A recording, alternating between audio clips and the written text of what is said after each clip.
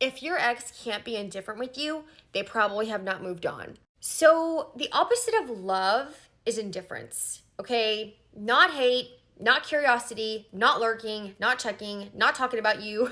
All those things are still showing that there's some feeling and some emotion there. When you are over someone, you're not going to sit around and talk about them. You're not going to be checking their social media. You're just not going to care, you know? Now, I get it. There are some people that say, okay, I'm genuinely just curious. I just wanted to go and see what my ex is up to. I'll admit that I have some exes from the far back past that every now and then, yeah, sure, I'll check on their stuff out of curiosity. But if they can't show signs of indifference, then there's still feelings there. You'll be able to feel whether it's indifference or if it's still care, right? Because it's the way that they go about it, right? Especially if there's stuff that you know that you can see. For instance, if they are viewing your TikTok profile, right? Sure, that could genuinely be curiosity, but if it's within that like 6 months after the breakup, there's more of a chance that there's lingering feelings there and they're still holding on. But if it's an ex from 10 years ago looking at your profile, I mean, sure, they always come back, right? They might reach out, but it doesn't necessarily mean that there's still like these lingering feelings towards you. So that's where you can kind of see that there's a little bit of a difference there, right? If they literally can't show that they are indifferent, then they probably still are holding on to you in the past relationship. Another point that I want to make here, okay?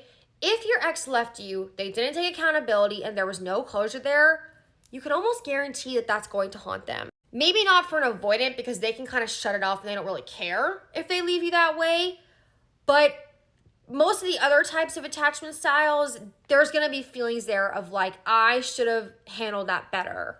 That's why I always suggest to always be happy and okay after a relationship. It's way easier to come back to someone who is okay without them than someone who's destroyed over it. You just feel better in life when you handle relationships the best way that you can.